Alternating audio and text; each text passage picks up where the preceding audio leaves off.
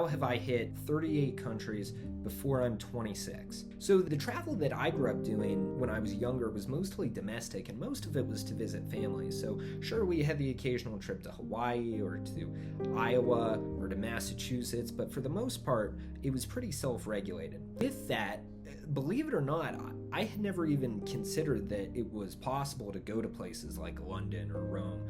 Those were all kind of abstractions to me. When I was a junior in high school, I was walking back from school one day. My mom couldn't pick me up, so I had to walk a mile across the Burbank Bridge. It was hot, I was drenched in sweat, I had this massive backpack, and I remember looking up at the sky and seeing a Southwest flight going.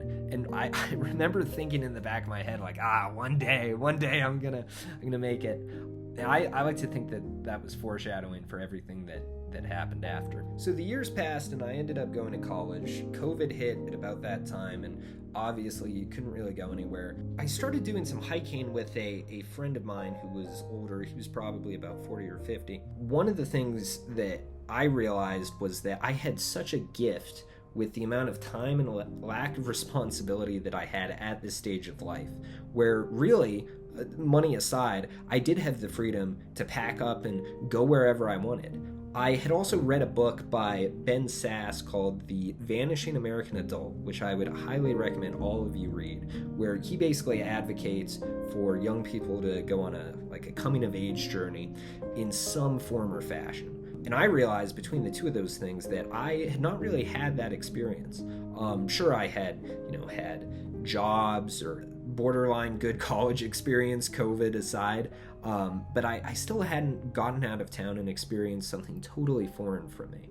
In fall 2020, I had a friend who was living in Washington, D.C., and I decided that I wanted to go visit him. Now, once again, I had not traveled solo, and this was totally foreign to me. This was also still during kind of peak COVID, so there were still a lot of fears in the air about that. I decided to go in November 2020 as well, which, if you remember, was a very hotly contested election season. There were a lot of worries about if DC would even be safe to visit around that time. Nonetheless, I decided that this was something I had to do, and I hopped on a flight and flew to DC. Now, at this point, I was still a broke college student, and I think I managed to find a Spirit Airlines flight for $100 or something insane. And by living with my friend, I realized that if I could get a cheap flight and get a decent living deal, free in this case, that really cut down the cost from something that in my head was pretty exorbitant to something that was actually pretty manageable. The entire trip only cost, I would say, about maybe $200-ish. And part of that was because there was no museums open or anything, so we were pretty much just walking around DC. But the experience was fantastic.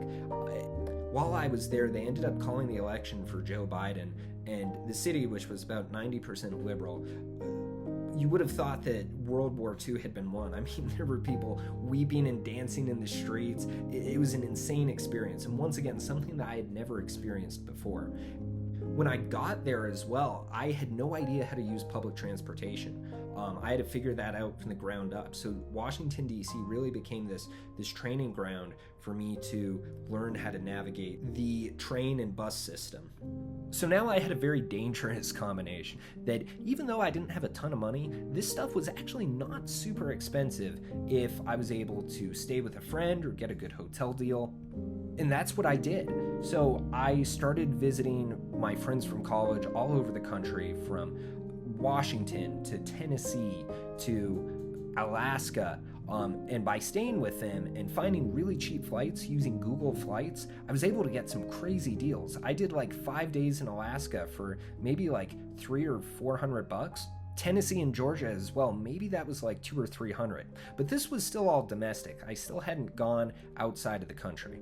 2022 was one of the most insane years I've ever had, and it started out with me realizing that I could go to Canada and visit a friend who lived there for also pretty cheap. I think it was a $200 or $300 flight, and his parents lived right outside of Vancouver, so we stayed there for about a week, and it was a great experience. This was my first experience internationally, and this was really my first in-depth experience with navigating a public bus system, when I was in Washington, it had been more subways, and in New York, also more subways. But here I really got to learn the hub and spoke model of public transportation. And with that, I felt way more confident to avoid Ubers or taxis and really rely on the bus system wherever I went. Realizing how the bus system worked, I realized that the plane system actually worked in a pretty similar way in this hub and spoke model. If you could find a cheap flight to one of the hubs, getting to a spoke out of that hub was actually not that hard.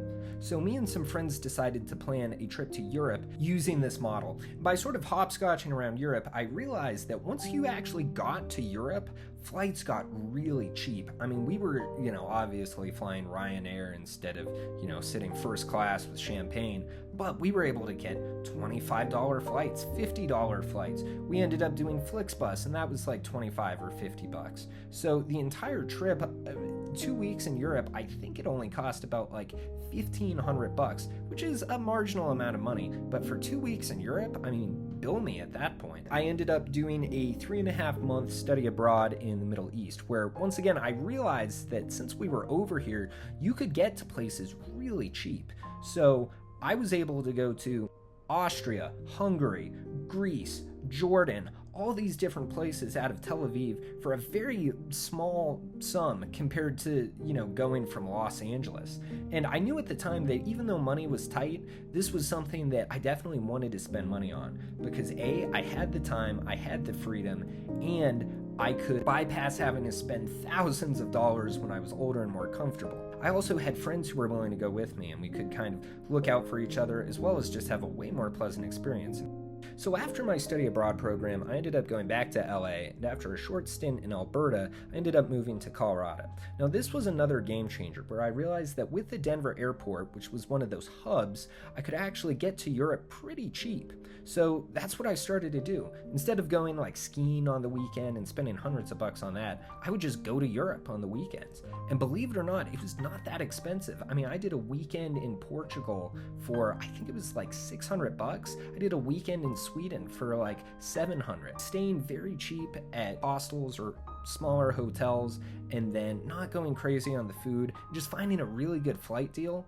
I was actually able to do these crazy trips that I never would have thought would have been possible. Traveling with friends was also a game changer if we were going to a destination. Solo travel is fun, but when I went to New Zealand and Australia, for example, I realized that having somebody to split a hotel with or a rental car, because in that zone, that's kind of a non-negotiable. There's not really any public transportation in the outback. It was super helpful at cutting down the cost. And once again, you got to build fantastic memories with people you knew.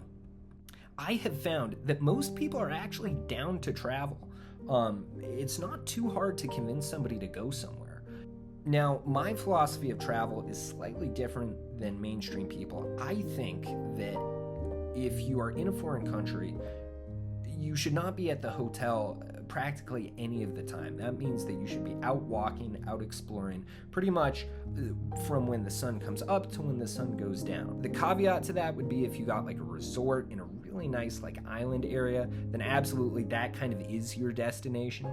But if you're going to Paris, for example, you should go really cheap on the hotel to motivate yourself to not be there. The point is not to be at the hotel. You still want a nice experience, but you want to be outside in Paris, seeing the Eiffel Tower, seeing the Arc de Triomphe, and not just sitting watching TV. You could be doing that at home. Now, I have found that if you use this methodology and you're pretty much up from sunrise to sundown, maybe a little after in the winter, you can pretty easily see most of the sites that a city has to offer in about 2 days. I generally like to split this up into 1 day in the city, and then 1 day doing something more in nature. Now, obviously, some countries are more friendly to this than others. If you're going to Japan, for example, you want to spend way longer there. I did the 2-week thing, and that was great, as opposed to going to somewhere like Poland, where honestly, a shorter amount of time there was more than enough. But overall, if you're not able to travel for whatever reason, it's not the end of the world. It's good, it's healthy, but it's not the bottom line. After so much time away from home, I realized that I genuinely just missed home, and that's really where I wanted to go. I had a trip to Vietnam planned in February of last year. I realized that I would rather be in Burbank, California, which I know sounds crazy, rather than Halong Bay. And that was also a huge turning point for me, where I realized, like, I've seen enough, I've done enough, and the experiences that I've had abroad shape this appreciation from home in a much different way. Travel should make you look at your own circumstances at home in a deeper perspective than perhaps you've had before. If any of this resonates with you, feel free to drop a comment. And if you resonate with this content, please feel free to subscribe as well, as I try to grow this thing. I'm trying to push back against AI-related travel content, which has totally saturated this area. Thanks again for watching, and have a great day.